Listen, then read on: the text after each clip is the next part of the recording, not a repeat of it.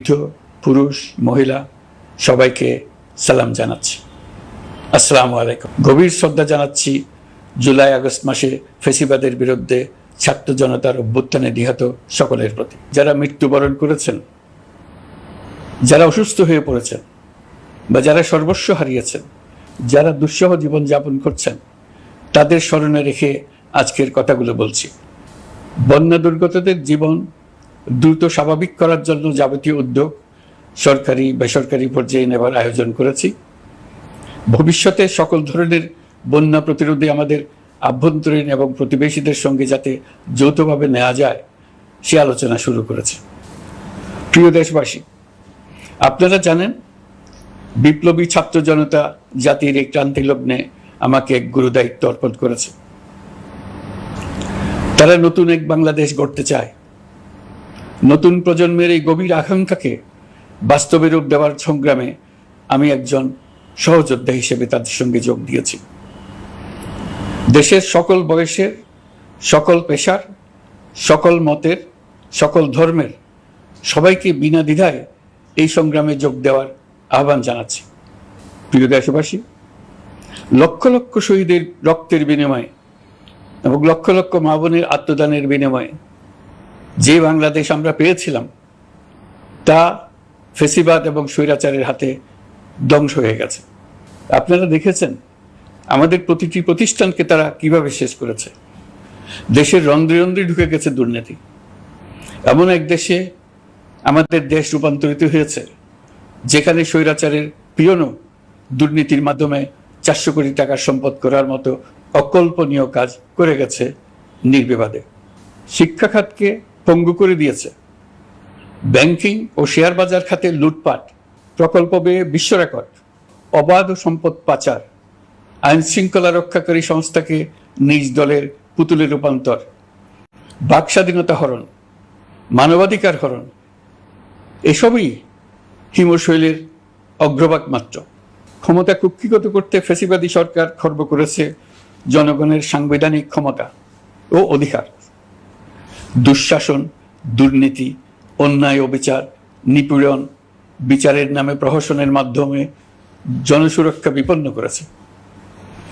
জনগণকে নির্যাতন ও বঞ্চনা ও বৈষম্যের মুখোমুখি দাঁড় করিয়ে দিয়েছে।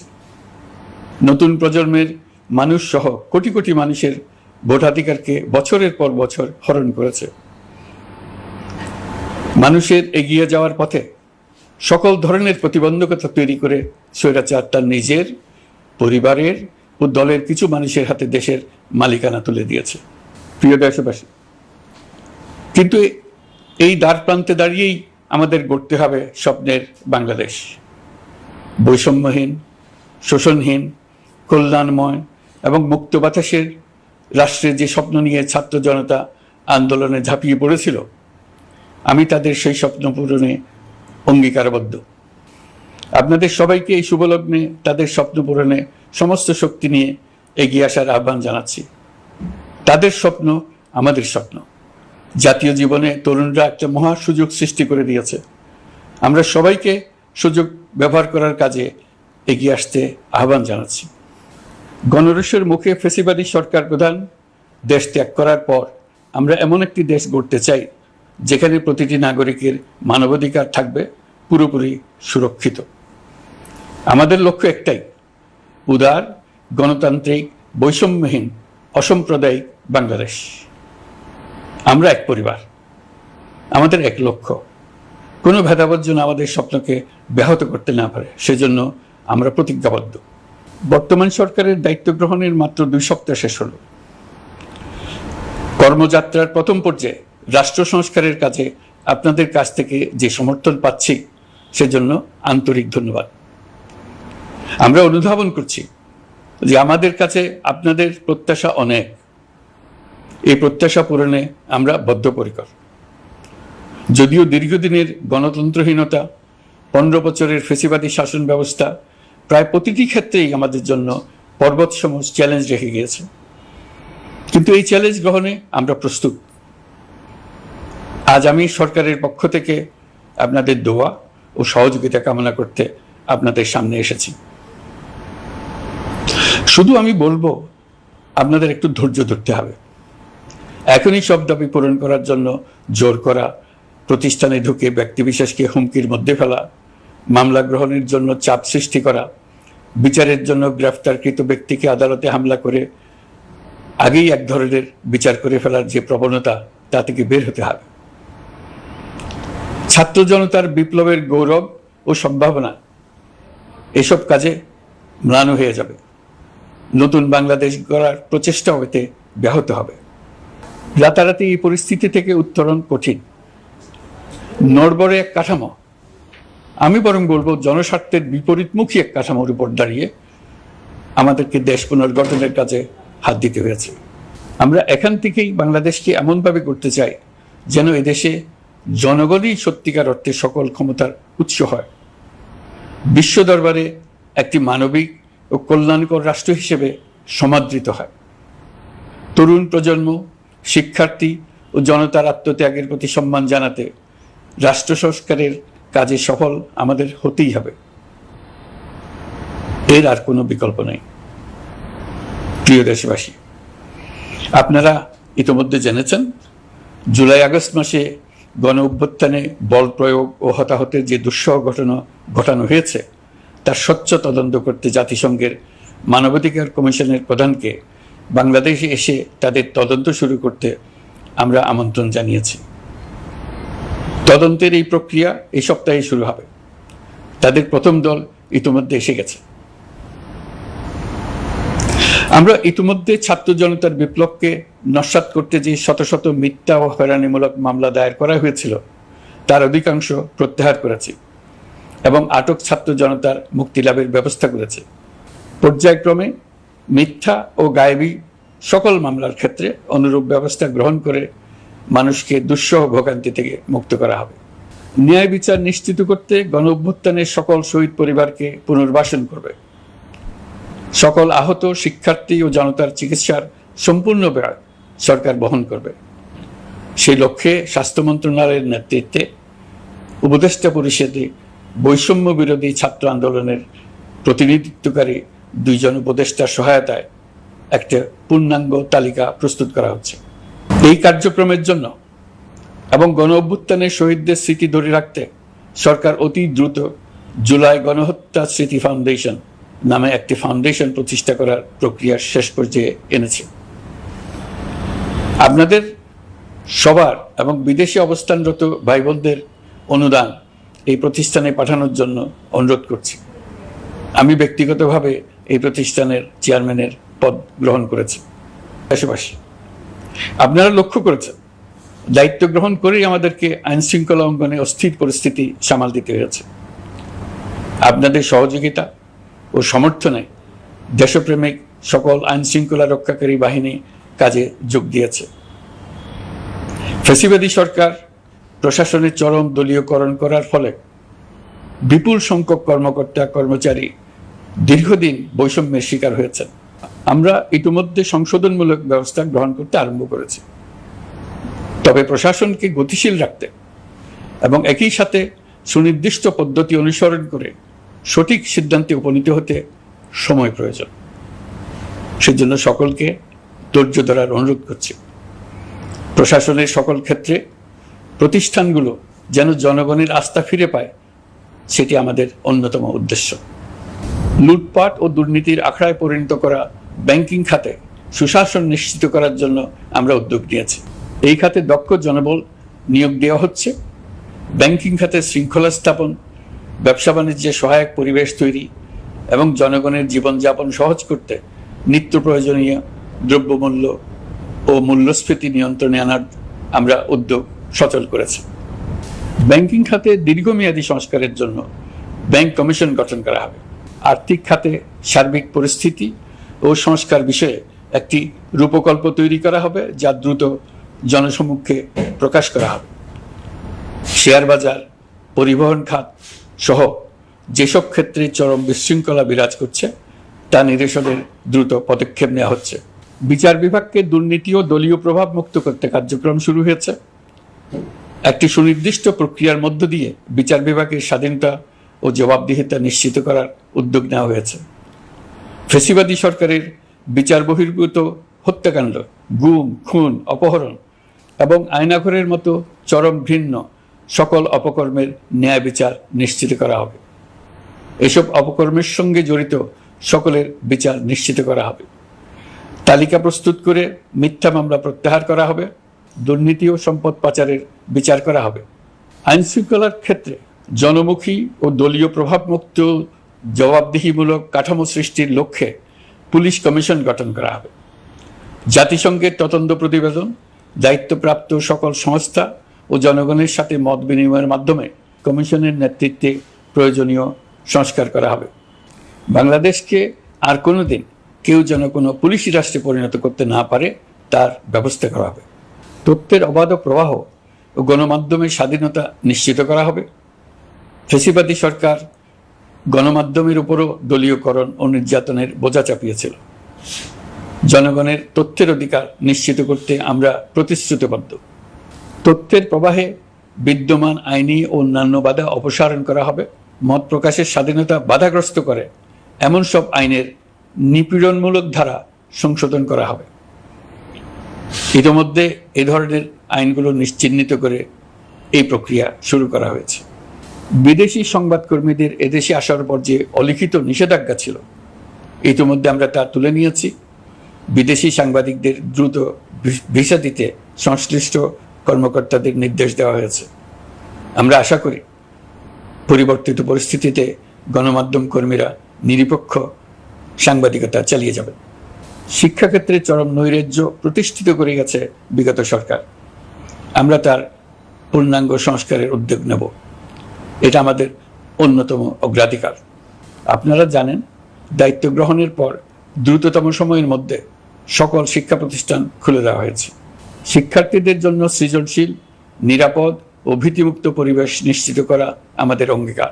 একই সাথে পাঠ্যক্রমকে যুগোপযোগী করার কাজও দ্রুত শুরু করা হবে। গণতন্ত্রকে সুসংহত করতে স্থানীয় সরকার প্রতিষ্ঠানগুলোকে শক্তিশালী করা হবে এবং ক্ষমতার বিকেন্দ্রীকরণ নিশ্চিত করা হবে। ছাত্র জনতার গণঅভ্যুত্থানকে সফল পরিণতি দিতে প্রশাসন, বিচার বিভাগ, নির্বাচন কমিশন ও নির্বাচনী ব্যবস্থা, আইন শৃঙ্খলা খাত এবং তথ্য প্রবাহে প্রয়োজনীয় সংস্কার সম্পূর্ণ করে অবাধ ও সুষ্ঠু অংশগ্রহণমূলক নির্বাচন আয়োজন করা হবে। এর লক্ষ্য হবে দুর্নীতি, লুটপাট, গণহত্যার বিরুদ্ধে একটি জবাবদিহিতামূলক রাজনৈতিক বন্দোবস্তের সূচনা। বর্তমান সরকার দুর্নীতির বিরুদ্ধে স্পষ্ট অবস্থান গ্রহণ করেছে। আমাদের সকল উপদেষ্টা দ্রুততম সময়ের মধ্যে তাদের সম্পদের বিবরণ প্রকাশ করবেন।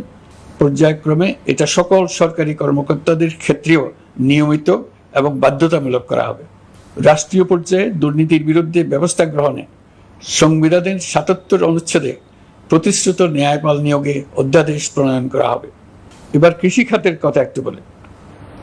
কৃষি নির্ভর বাংলাদেশে কৃষকের স্বার্থ যেন সুরক্ষিত থাকে, কৃষক যেন তার উৎপাদিত পণ্যের ন্যায্য মূল্য পায়, তা নিশ্চিত করা হবে।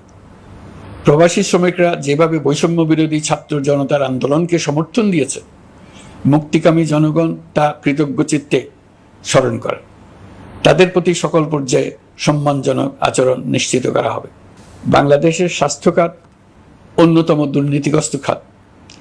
জনগণের জন্য পর্যাপ্ত স্বাস্থ্যসেবা নিশ্চিত করার লক্ষ্যে স্বাস্থ্য খাতে প্রয়োজনীয় সংস্কার করা হবে। এই খাতে সংশ্লিষ্ট সকলকে জবাবদিহিতার আওতায় আনা হবে।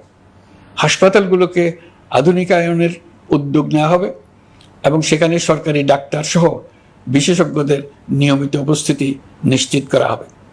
স্বাস্থ্যসেবা যাতে নির্দিষ্ট কিছু অঞ্চলে কেন্দ্রীভূত না থাকে, দেশের সব অঞ্চলের মানুষ সমান স্বাস্থ্যসেবা পায়, সে লক্ষ্যে প্রয়োজনীয় উদ্যোগ নিতে আমরা বদ্ধপরিকর। বর্তমান প্রজন্ম অনেক বেশি সচেতন। বিশ্বের বিভিন্ন প্রান্তে ঘটে যাওয়া পরিবর্তন বিষয়ে তারা ওয়াকিবহাল শুধু নয়, তারা নেতৃত্ব দিচ্ছে।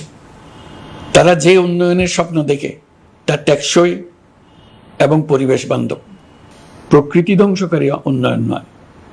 শুধু জিডিপি একটি দেশের উন্নয়নের মাপকাঠি হতে পারে না। নদী, নালা, খাল, বিল, পাহাড়, বন, মাটি আর বাতাস ধ্বংস আর দূষিত করে যে উন্নয়ন হয় তা দীর্ঘমেয়াদী, টেকসই নয়। জীবাশ্ম জ্বালানির বিরুদ্ধে পরিবেশবাদীদের সাথে আমাদের সরকারের অবস্থান সামঞ্জস্যপূর্ণ। জলবায়ু পরিবর্তন রোধ করতে এবং আগামী প্রজন্মের জন্য সুস্থ একটা পৃথিবী রেখে যেতে কার্বন নিঃসরণ শূন্যের কোটায় নামিয়ে আনার বিকল্প নেই। আমাদের সরকার পরিবেশ ও জলবায়ু রক্ষায় সর্বোচ্চ গুরুত্ব দেবে। এই কার্যক্রমে তরুণ সম্প্রদায়কে সম্পৃক্ত করা হবে। ইতোমধ্যে বিভিন্ন রাষ্ট্র ও জাতিসংঘ বর্তমান সরকারের কর্মসূচির প্রতি সমর্থন ব্যক্ত করেছে। আমরা সকল রাষ্ট্রের সাথে বন্ধুত্বপূর্ণ সম্পর্ক বজায় রাখব। আমাদের পররাষ্ট্রনীতির ভিত্তি হবে পারস্পরিক আস্থা, বিশ্বাস ও সহযোগিতা। আমরা মানবাধিকার আইন সহ সকল আন্তর্জাতিক আইনের প্রতি শ্রদ্ধাশীল।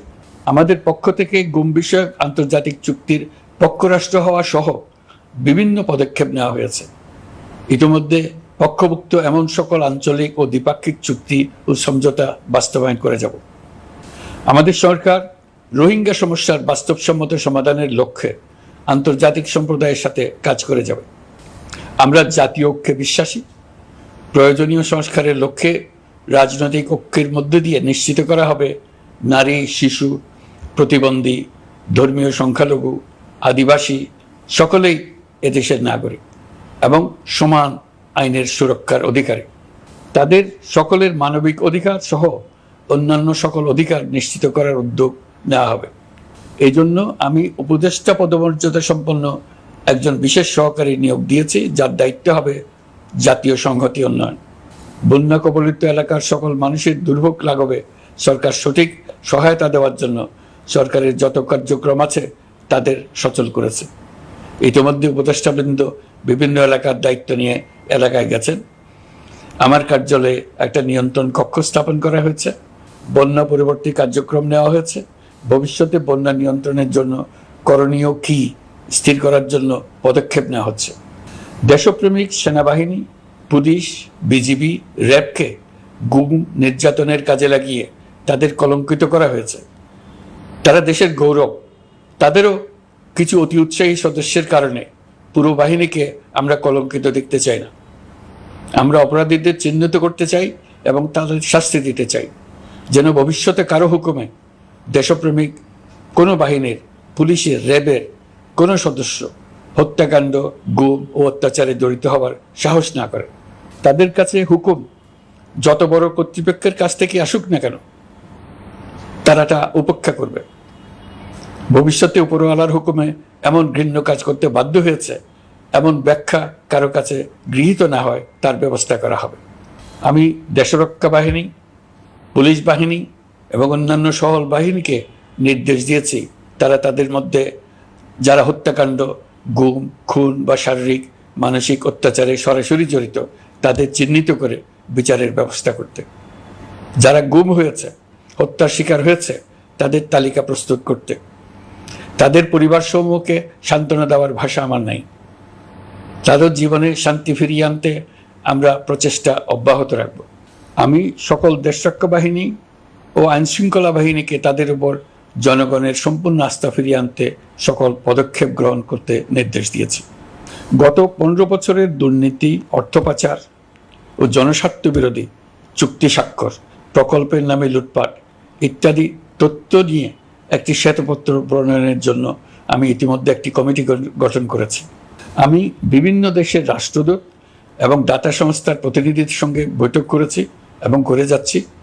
ছাত্র জনতার গণঅভ্যুত্থানের পর দেশ গঠনের জন্য সকল প্রকার আর্থিক অন্যান্য সহযোগিতার জন্য তাদেরকে অনুরোধ জানাচ্ছি।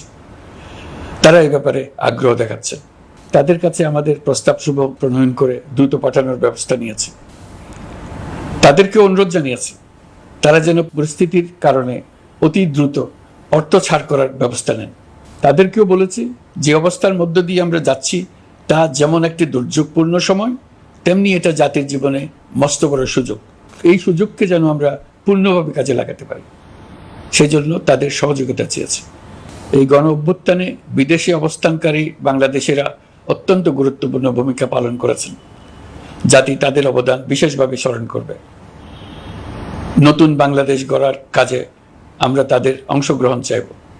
আমাদের একটি লক্ষ্য হবে বিদেশগামী এবং প্রত্যাবর্তনকারী প্রত্যেক প্রবাসী শ্রমিককে মর্যাদা ও সম্মানের সঙ্গে দেশে আসা এবং যাওয়া নিশ্চিত করা। সে ব্যাপারে শিগগিরই পদক্ষেপ নেওয়া হবে। বিদেশে অবস্থানরত সকলের কাছে আমার আবেদন, তারা যেন তাদের উপার্জিত অর্থ অফিসিয়াল চ্যানেলে দেশে পাঠান। দেশের অর্থনৈতিক সংকট উত্তরণে এই অর্থ বিশেষভাবে প্রয়োজন। কি কি ব্যবস্থা নিলে তাদের জন্য অফিসিয়াল চ্যানেলে অর্থ পাঠানো সহজ হবে সেটা সম্বন্ধে আমরা তাদের পরামর্শ নেব। সারা দেশ ঘুষের মহাসমুদ্রে নিমজ্জিত। কিভাবে ঘুষ থেকে আমরা মুক্ত হতে পারি তার জন্য আমাদের পরামর্শ দেন। শুধু এই কাজটা নিয়ে অগ্রসর হতে পারলেই আমি মনে করি দেশের জন্য এই সরকার একটা গুরুত্বপূর্ণ অবদান রেখে গেছে বলে স্মরণীয় হয়ে থাকবে। আমি কথা দিচ্ছি, এই ব্যাপারে আমি আমার সর্বশক্তি নিয়োজিত করব। আমাদের দায়িত্ব দেশের সকল মানুষকে একটি পরিবারের বন্ধনে আবদ্ধ করা। পরিবারে মতভেদ থাকবে, বাকবিতণ্ডা হবে, কিন্তু আমরা ভাই বোন, আমরা বাবা মা, আমরা কেউ কারো শত্রু না। কাউকে তার মতের জন্য শত্রু মনে করব না, কাউকে ধর্মের কারণে শত্রু মনে করব না, কাউকে লিঙ্গের কারণে শত্রু মনে করব না।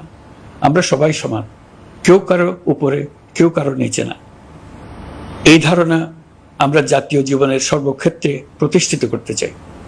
একটা বিশেষ ব্যাপারে আমরা আপনাদের সহযোগিতা চাচ্ছি।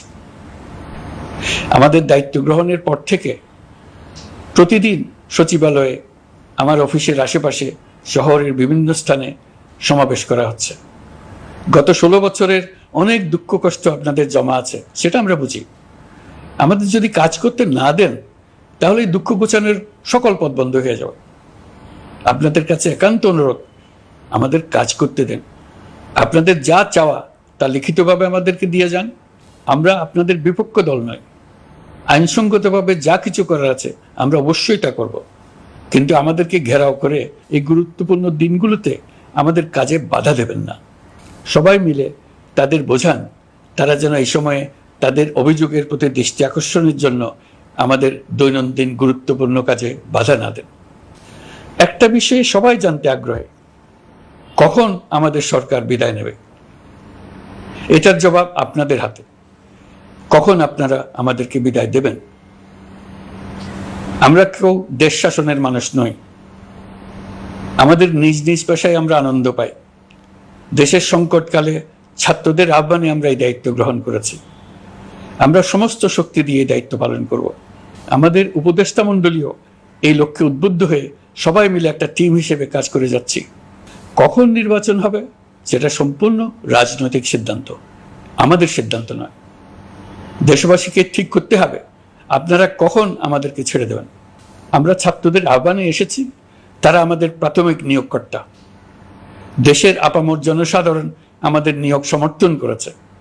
আমরা ক্রমাগতভাবে সবাইকে বিষয়টি স্মরণ করিয়ে যাব, যাতে হঠাৎ করে এই প্রশ্ন উত্থাপিত না হয় আমরা কখন যাব। তারা যখনই বলবে আমরা চলে যাব। আমরা সংস্কারের অংশ হিসেবে নির্বাচন কমিশনকেও সংস্কার করব। কমিশনকে যে কোনো সময় আদর্শ নির্বাচনের জন্য প্রস্তুত রাখব। আমরা বিভিন্ন সংস্কারের কাজ শুরু করেছি। দেশবাসীকে অনুরোধ করব একটা আলোচনা শুরু করতে। আমরা সর্বনিম্ন কি কি কাজ সম্পূর্ণ করে যাব, কি কি কাজ মোটামুটি করে গেলে হবে। এই আলোচনার মাধ্যমে আমরা একটা দিক নির্দেশনা পেতে পারি। তবে চূড়ান্ত সিদ্ধান্ত রাজনৈতিক সিদ্ধান্ত, সেটা রাজনৈতিক আলোচনা থেকেই আসবে। এই দিক নির্দেশনা না পেলে আমরা দাতা সরকার এবং আন্তর্জাতিক অর্থনৈতিক প্রতিষ্ঠানসমূহের সঙ্গে আলোচনায় দৃঢ়তার সঙ্গে অগ্রসর হতে পারছি না। আমি নিশ্চয়তা দিচ্ছি, আমরা আমাদের পক্ষ থেকে মেয়াদ বৃদ্ধির কোনো প্রশ্ন তুলব না। আমরা আপনাদের সকলের দোয়া চাই। যেই কদিন আছি সেই সময়টুকু উপদেষ্টা মণ্ডলীর প্রত্যেকে নিজ নিজ সাধ্যমতো দেশের এই সংকটকালে সংকট উত্তরণে যেন নিজ নিজ মেধা সাধ্যমতো কাজে লাগাতে পারে। নতুন বাংলাদেশ গড়ার যে সুযোগ ছাত্র জনতার রক্তের বিনিময়ে আমরা অর্জন করলাম, আমরা আমাদের মতানৈক্যের কারণে সেটা যেন হাতছাড়া করে না ফেলে, এটা আমরা নিশ্চিত করতে চাই। এই সুযোগ এবার হারিয়ে ফেললে আমরা জাতি হিসেবে পরাজিত হয়ে যাব। শহীদ, আহত এবং জীবিত ছাত্র জনতার কাছে আমরা প্রতিজ্ঞাবদ্ধ থাকতে চাই। আমরা এই অর্জনকে কিছুতেই হারিয়ে যেতে দেব না। যে সুযোগ তারা আমাদেরকে দিয়েছে তার মাধ্যমে আমাদের দেশকে পৃথিবীর একটি শ্রদ্ধেয়, সকল দিকে দৃষ্টান্ত স্থাপনকারী দেশে পরিণত করতে আমরা শপথ নিয়েছি। সবশেষে আবারও আমাদের দেশের সকল মানুষ, শিশু, কিশোর কিশোরী, তরুণ তরুণী, বয়স্ক, বৃদ্ধ, নারী, পুরুষ সবার কাছে দোয়া চাইছি যেন আমরা আমাদের সকলের স্বপ্ন বাস্তবায়নে সফল হই। আল্লাহ আমাদের সহায় হন, আমাদের সবার মঙ্গল করুন।